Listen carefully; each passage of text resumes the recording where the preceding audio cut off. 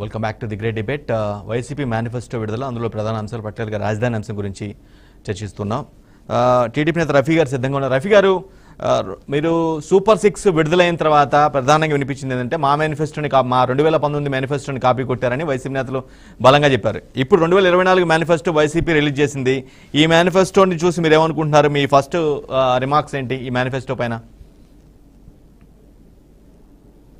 నమస్కారం సార్, మీకు బాజీ గారికి అలాగే పుల్లారావు గారికి నమస్కారం. ప్యానెల్లో పాల్గొన్నటువంటి మిత్రులందరికీ కూడా నమస్కారం. అలాగే బీఆర్ఎస్ వీక్షకులకు కూడా శుభరాత్రి. ఈ మేనిఫెస్టో ఆయన ఏదో కొత్తదనం చూపిస్తాడు, అదేదో స్టడీ చేయాలని చెప్పేసి మేము పొద్దున్న నుంచి వెయిట్ చేసాం. తీరా చూస్తే పాడిందే పాడరా పాతపళ్ళ దాసరి అన్న పద్ధతిలో ఏదో పెంచుకుంటూ 1000-2000 వాటికే పెంచుకుంటూ పాత సీసాలో పాత సారా వేసినట్టుగా ఆ మేనిఫెస్టోని చూపించాడు. ఆ మేనిఫెస్టో చెప్పేటప్పుడు చంద్రబాబు నాయుడు గారి స్తోత్రం తప్పితే ఆయన చేసిన పనుల గురించి చెప్పించుకునేది లేదు. 2019, 2024కి ఆయన ఒక మేనిఫెస్టో రిలీజ్ చేశాడు.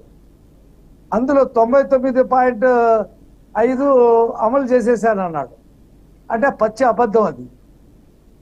ఇప్పుడు సంపూర్ణ మద్యపాన నిషేధం చేసి షాపులన్నీ ఎత్తేసి ఆ తర్వాతే ఓట్లు అడుగుతా అన్నాడు. దాని గురించి ప్రస్తావన లేదు. ప్రతి జనవరిలో నిరుద్యోగులకి క్యాలెండర్ ఇస్తాను, 2,30,000 ఉద్యోగాలు ఇస్తా అన్నాడు. దాని గురించి ఆన్సర్ లేదు. మెగా డిఎస్సి వేసి మొత్తం 25,000 టీచర్ పోస్టులు భర్తీ చేస్తా అన్నాడు. దాని గురించి ప్రస్తావన లేదు. అధ్వానంగా ఉన్నటువంటి రోడ్లని ఎన్ని సంవత్సరాలు రిపేర్ చేస్తాడో చెప్తారంటే అది లేదు. ఏదో 30 లక్షల ఇళ్ళు అన్నాడు, అందులో 4 లక్షలు 5 లక్షలు కట్టా ఉన్నారు. ఛాలెంజ్ చేసి చెప్తా ఉన్నా, ఆ కట్టిన ఇళ్లలో ఎవరైనా కాపురం ఉంటున్నారా? ఆ ఇళ్లకి రోడ్లు వేసారా? డ్రైనేజ్ సౌకర్యం ఇచ్చారా? కరెంట్ ఇచ్చారా? మంచినీళ్ళు ఇచ్చారా?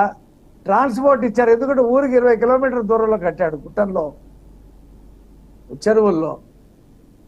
ట్రాన్స్పోర్ట్ ఇచ్చారా? స్కూళ్ళు ఇచ్చాడా? ఎక్కడిచ్చాడు? ఇన్ఫ్రాస్ట్రక్చర్ లేకుండా పిచ్చు గూళ్ళు కట్టి 1,80,000 కేంద్రం నుంచి ఇచ్చే డబ్బులతో ఆయన ఇచ్చి మిగతా మీరే కట్టుకోండి అని చెప్పి వాళ్ళు అప్పుల పాలు చేశారు.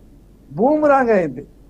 అలాగే కట్టిన టిట్కో ఇళ్ళకి ఇవ్వడానికి మనసు రాల చంద్రబాబు నాయుడు ఇక్కడ కట్టాడని చెప్పి. కాబట్టి ఇవాళ రైతుల్ని మోసం చేశాడు. బీమా రాకుండా మొన్న తుఫానికి రైతులు చాలా నష్టపోయారు. ₹1 డబ్బులు రాలేదు. బీమా పెట్టకపోవడం వల్ల ఆ ఇన్సూరెన్స్ వాళ్ళు డబ్బులు ఇవ్వలేదు. కాబట్టి 2 పేజీల మేనిఫెస్టోలో, ఒక్క నిమిషం అండి, 2 పేజీల మేనిఫెస్టోలో మీకు కొత్త హామీ ఏం కనిపించలేదా? ఒక్కటి కూడా కొత్త హామీ కనిపించలేదా? పోయిన మేనిఫెస్టోలో చేయనియే ఎక్కువ ఉన్నాయి. అది కాకుండా పాదయాత్రలో 730 హామీలు ఇచ్చాడు ప్రతి ఊర్లో. ఆ 730 హామీలు మేము పుస్తక రూపంలో వేసాం. ఏ ఊర్లో ఎప్పుడు ఎక్కడ ఏ హామీ ఇచ్చాడు, ఎంత అమలు జరిపాడు అని చెప్పేస్తే 60 హామీలు అమలు జరిపి 600 హామీలు తొంగలో తొక్కాడు. దాని గురించి జవాబు లేదు, దాని గురించి ఇది లేదు. ఇవాళ 3 రాజధానులు మీరు చెప్పారు. 3 రాజధానులు ఎందుకు కట్టలేకపోయావు ఈ 5 సంవత్సరాల కాలంలో? హైకోర్టు చాలా క్లియర్గా చెప్పింది, నువ్వు 3 రాజధానులు చెప్పాలంటే కేంద్రం చేసినటువంటి చట్టాన్ని నువ్వు మార్చి కట్టాలా. నీకు ఆ చట్టం మార్చే అధికారం రాష్ట్ర శాసనసభకు లేదు అని చెప్పి హైకోర్టు క్లియర్గా చెప్పింది. 29,000 మంది రైతులు 34,000 ఎకరాలు ఇచ్చిన దానికి ఏం జవాబు చెప్తావు? వాళ్ళకి ఏం కాంపన్సేషన్ చేస్తావు అని చెప్పి కూడా అడిగింది. దాని మీద 1 సంవత్సరం తర్వాత సుప్రీంకోర్టుకి వెళ్ళాడు. సుప్రీంకోర్టు కూడా ఇంతవరకు ఏం చెప్పలా. కాబట్టి కేంద్రంలో విభజన చట్టంలో మార్పులు తీసుకురాకుండా అతను 3 రాజధానులు కట్టలేడు అనేది ఈ 5 సంవత్సరాల కాలంలో ప్రూవ్ అయింది. మళ్ళీ దాన్నే చెప్తాం అంటే ఇక ఆయన పిచ్చి ఆయన చెప్పుకోవటం తప్పితే, పోయిన ఎన్నికల్లో ఏం చెప్పాడు? అమరావతి ప్రాంతంలో ఆయన చెల్లి వాళ్ళ తల్లి అందరూ కలిసి చంద్రబాబు నాయుడు గారు అమరావతి వేగంగా కట్టట్లేదు, నేను ఇక్కడే ఇల్లు కట్టుకున్నాను, నేను వస్తే తొందరగా రాజధాని కడతా అని చెప్పి పోయిన ఎన్నికల్లో అబద్ధం చెప్పాడు. అధికారంలోకి వచ్చిన తర్వాత మళ్ళీ 3 రాజధానులు అన్నాడు. పోనీ 3 రాజధానిలో కనీసం న్యాయ రాజధాని కర్నూలులో కడతా అన్నాడు. దానికి అసెంబ్లీలో చట్టం చేయాలా, హైకోర్టు దాన్ని పాస్ చేయాలా, మళ్ళీ సుప్రీంకోర్టు ఒప్పుకోవాలా, ఆ తర్వాత అది పార్లమెంట్కి వెళ్ళాలా, రాష్ట్రపతి ఆమోదం రావాలా. ఈ ప్రక్రియ ఎక్కడైనా న్యాయ రాజధాని కోసం జరిగిందా ఈ 5 సంవత్సరాల్లో? ఏమీ లేదు. ప్రజల్ని మభ్యపెట్టడానికి చంద్రబాబు నాయుడు గారు అమరావతి అన్నాడు కాబట్టి నేను అది కట్టకూడదు. ఆయన ప్రజావేదిక నిర్మించాడు కాబట్టి నేను కూల్చేస్తా. ఆయన అన్న క్యాంటీన్లు నిర్మించాడు కాబట్టి నేను వాటిని మూసేస్తా. ఆయన రోడ్డు వేశాడు కాబట్టి నేను దాన్ని కంప్లీట్ చేయను. ఆయన ఆ ప్రాజెక్ట్ తీసుకున్నాడు కాబట్టి నేను దాన్ని కంప్లీట్ చేయను. ఈ కక్ష సాధింపు రఫీ గారు మీ సూపర్ సిక్స్ కంటే కొంచెం ఎక్కువ అనిచ్చినట్టున్నారు రఫీ గారు. మీ సూపర్ 6 దానికంటే కూడా ఈ మేనిఫెస్టోలో కొద్దిగా ఎక్కువే ఉన్నట్టుగా ఉన్నాయి దాంతో కంపేర్ చేసుకుంటే. సూపర్ 6 అనేది మినీ అండి. మేము పోయిన మహానాడులో మే 29వ తారీఖు నాడు మినీ మేనిఫెస్టో రిలీజ్ చేశాం. అందులో ఆర్టీసీలో మహిళలకు ఉచిత ప్రయాణం, 3 గ్యాస్ సిలిండర్లు ఉచితంగా ఇస్తామని చెప్పాం. అలాగే ప్రతి మహిళకి 1500 రూపాయలు ఇస్తామని చెప్పాం. నిరుద్యోగులకి 3000 రూపాయలు వృద్ధి ఇస్తామని చెప్పాం. అలాగే రైతులకి 20,000 రూపాయలు సాలీనా ఇస్తామని చెప్పాం. అలాగే ఎంతమంది పిల్లలు ఉంటే అంతమంది పిల్లలకి తల్లికి వందనం పేరు మీద చదివిస్తామని చెప్పాం. అది కాకుండా తర్వాత కూడా మేము 4,000 రూపాయలు పెన్షన్ ఇస్తామని చెప్పాం. మొన్న ఉగాదికి వాలంటీర్లకు 10,000 రూపాయలు జీతం ఇస్తాం. వాళ్ళకి స్కిల్ డెవలప్మెంట్ ద్వారా వాళ్ళకి శిక్షణ ఇచ్చి మంచి ఉద్యోగాల్లో పంపిస్తామని చెప్పాం. ఇంతవరకు మేము చెప్పాం. మా మేనిఫెస్టో రేపో ఎల్లుండో వస్తుంది. అది చూసిన తర్వాత మా మేనిఫెస్టోకి ఈ సూపర్ 6 కూడా దాంట్లో ఉంటాయి కాబట్టి ఈ సూపర్ 6 పథకాలు ఇప్పటికే ప్రతి ఇంట చేరిని. ఆ సూపర్ 6తో ఆ తర్వాత చెప్పినటువంటి వాగ్దానాలతో కలిపి మా మేనిఫెస్టో రిలీజ్ కాబోతా ఉంది. అప్పుడు మా మేనిఫెస్టోని ఈ మేనిఫెస్టోని కంపేర్ చేసుకుంటే ఏది బెటర్ ఉంటుందో ప్రజలు నిర్ణయిస్తారు. పుల్లారావు గారు చెప్తా ఉన్నారు రాజధాని విషయం కృష్ణా జిల్లా గుంటూరు కదే కదా. రాజధాని అనేది ఒక ఆత్మగౌరవానికి సంబంధించినటువంటి అంశం. ప్రతి రాష్ట్రానికి ఒక రాజధాని ఉంది, ప్రతి దేశానికి ఒక రాజధాని ఉంది. ఆంధ్రప్రదేశ్కి రాజధాని లేదు. ఈ రాజధానితో ప్రతి వాళ్ళకి ముడిపడి ఉండదు. కానీ రాజధాని అనేది ఒక ఒక పరిపాలనా విభాగం. ఆ పరిపాలనా విభాగం అనేది ఇంతవరకు కూర్చోకుండా మంత్రులు కూడా సెక్రటరియట్కి వెళ్లకుండా ఇప్పుడు కేసీఆర్ ఉన్నాడండి. ఒక్క నిమిషం, కేసీఆర్ ఉన్నాడు, సెక్రటరియట్ కట్టాడు, ఎవరిని పంపలా. ఎంపీ ఎమ్మెల్యేలు కూడా వెళ్ళడానికి అవకాశం లేదన్నాడు. అతను వెళ్ళి అక్కడ పెద్ద బిల్డింగ్ 60 గదులు కట్టుకున్నాడు. దాంట్లో ఎవరిని రానిచ్చేవాడు కాదు. ప్రజలు ఎలాగా మేనిఫెస్టో మీరు చూసే ఉంటారు. బాజీ గారు మేనిఫెస్టో మీరు చూసే ఉంటారు. మీ థాట్, మీ ఫస్ట్ రిమార్క్స్ అండి. మీరేమనుకుంటున్నారా మేనిఫెస్టోని చూసి? మీ పార్టీ స్టాండ్ ఏంటి దాని మీద?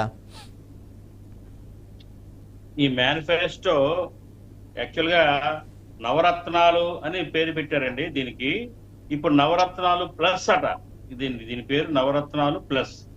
ఇప్పుడు ఈ సినిమా సీక్వెన్స్లు వస్తూ ఉంటాయండి. మామూలుగా సినిమాలకి ఈ మధ్య ఒక సినిమా రిలీజ్ అయిన తర్వాత కొంచెం అది యావరేజ్గా నడిచింది అనుకోండి, దానికి ప్లస్ అని యాడ్ చేసి మళ్ళీ డబ్బులు దండుకోవడానికి సినిమాకి సీక్వెన్స్ లాగా ఉంది ఇది ఈ నవరత్నాలు ప్లస్. అట్లాగే ఇప్పుడు నవరత్నాలు అని అంటే ప్రజల్లో ఒక మంచి విలువైన అభిప్రాయం ఉంటుందండి. ఎందుకంటే నవరత్నాలు ఒక రింగ్ లో, ఒక ఉంగరంలో నవరత్నాలు పొదిగి తొడుక్కుంటే మంచి జరుగుతుంది, శుభం జరుగుతుంది, మనకి అన్ని కూడా శకునాలు మంచిగా ఉంటాయి అని ప్రజలు నమ్ముతారండి. జగన్మోహన్ రెడ్డి గారు ఆయన పరిపాలన స్టార్ట్ అయిన తర్వాత ఈ నవరత్నాలు పేరుని అపహాస్యం చేశారండి, నవ్వుల పాలు చేశారు. నవరత్నాలన్నీ చిందరవందర అయిపోయినాయండి. ఆయన గత మేనిఫెస్టోలో ఈ నవరత్నాల్లో ప్రవేశపెట్టిన హామీలు 99% మేము అమలు చేశాము అని చెప్పేసి చెప్పుకుంటూ ఉన్నారు ప్రగల్భాలు. 99% కాదని, అన్ని కూడా అసంపూర్ణంగా ఉన్నాయి. ప్రజలందరూ కూడా అసంతృప్తితోటి చాలా బాధపడుతున్నారండి. ఆయన ప్రవేశపెట్టిన పథకాలు కానీ ఉదాహరణకు చెప్తాను నేను. ఇప్పుడు విద్య నవరత్నాల్లో ప్రధానమైందండి విద్య, అమ్మ ఒడి, ట్యాబ్లు, గోరుముద్ద వగైరా వగైరా వగైరా. ఇప్పుడు ఈ ట్యాబ్లు ఇచ్చారండి పిల్లలకి, అది ఇవాళ చూడండి ఎన్ని పని చేస్తున్నాయో. ఈ ట్యాబ్లు ఇచ్చినవి సగానికి సగం పనికి రాక పక్కన స్క్రాప్ లో డస్ట్బిన్ లో పడేసేసారండి. అట్లాగే మరి ఈ ఇంగ్లీష్ మీడియం స్కూల్స్, ఇంగ్లీష్ బోధన అన్నారండి. ఇంగ్లీష్ మీడియం స్కూల్స్ లో ఇంగ్లీష్ చెప్పే టీచర్స్ లేరు. వాళ్ళు అంతకుముందు టీచర్స్ వెల్ ట్రైన్డ్ కాదు, ట్రైనింగ్ ఇవ్వాల వాళ్ళకి. వాళ్ళు ఇప్పుడున్న కరికులం ఏదైతే ఉందో ఆ ఇంగ్లీష్ మీడియంది వాళ్ళు చెప్పలేకపోతున్నారు. అట్లాగే స్కిల్స్ డెవలప్మెంట్ చేసి మార్చి ఉద్యోగాలు వచ్చే కరికులం చేస్తా ఉన్నారు. అది కూడా నెరవేరలేదండి. వైసీపీ ప్రభుత్వం ప్రధానంగా ఆరోగ్యశ్రీ పథకం కానివ్వండి, ఆరోగ్యశ్రీ పథకానికి డబ్బులు ఎక్కడ ఇస్తున్నారండి? ఏదైనా హాస్పిటల్ అడగండి, డబ్బులు వస్తున్నాయేమో ఆరోగ్యశ్రీ పథకానికి? నథింగ్. అట్లాగే రైతాంగాన్ని విషయమే తీసుకుందాం. రైతులకి ఇన్పుట్ సబ్సిడీలు ఇన్పుట్ ఇస్తున్నాం. ఏ రైతుకి ఇన్పుట్ సబ్సిడీ అందిందని చూపించమనండి. ఎంత బడ్జెట్ అలొకేట్ చేశారు చెప్పమనండి. ఏమీ లేదండి. ఇది అట్లా మౌలిక సదుపాయాలట. ఆ చివరిలో ఉన్న ఇంకో రత్నం మౌలిక సదుపాయం. ఎక్కడ మౌలిక సదుపాయాలు ఉన్నాయండి? ఎక్కడన్నా ఈ రాష్ట్రంలో రోడ్లు బాగున్నాయండి? అట్లాగే ఇదంతా సరే బాగానుంది, ఏదో ఇచ్చారో చేశారో అనుకుందాం పక్కన. అసలు ఈ మేనిఫెస్టోలో ఈ రాష్ట్రానికి ఆదాయం వచ్చే వనరులు ఏమన్నా ఉన్నట్టు చూపించారండి? ఈ రాష్ట్రంలో పరిశ్రమ వచ్చే అవకాశం ఉందని చెప్పారండి. పరిశ్రమ అభివృద్ధి కోసం ఏదన్నా కొత్తదనం ఏదన్నా స్కీమ్ ఏదన్నా పెట్టడం కానివ్వండి. బాజీ గారు సహజంగా ఏ మేనిఫెస్టోలో అయినా సరే వాళ్ళు చేయదలుచుకుని పెడతారు తప్పించి అవి ఎలా చేస్తామని డీటెయిల్ గా పెట్టరేమో. అప్పుల్లో కూరుకున్నాం బాజీ గారు. మళ్ళీ ఇంకెన్ని అప్పులు అవుతాయండి? ఎక్కడ అమ్ముతారు? డబ్బు ఎక్కడి నుంచి తెస్తారు? కొత్త అప్పులు ఎక్కడి నుంచి తెస్తారు? ఇవి చెప్పాలా బాజీ గారు? ఊరికే నవరత్నాలు ప్లస్ నవరత్నాలు ఇది కాదండి. ఇది కాదు. ప్రజలు ఈ నవరత్నాలతో ఎవరు హ్యాపీగా లేరు. రాష్ట్రం అప్పులు పాలైపోయింది, అధోగతి అయిపోయింది, డెవలప్మెంట్ లేదు, ఉద్యోగాలు లేవు, పరిశ్రమలు లేవు, మౌలిక సదుపాయాలు లేవు అని ప్రజలందరూ గొల్లుమని ఏడుస్తున్నారండి. వీటికి సమాధానం చెప్పాలా మేనిఫెస్టో. ఒకవేళ వాళ్ళ అధికారంలోకి వస్తే వీటిని ఎలా పూడుస్తారు?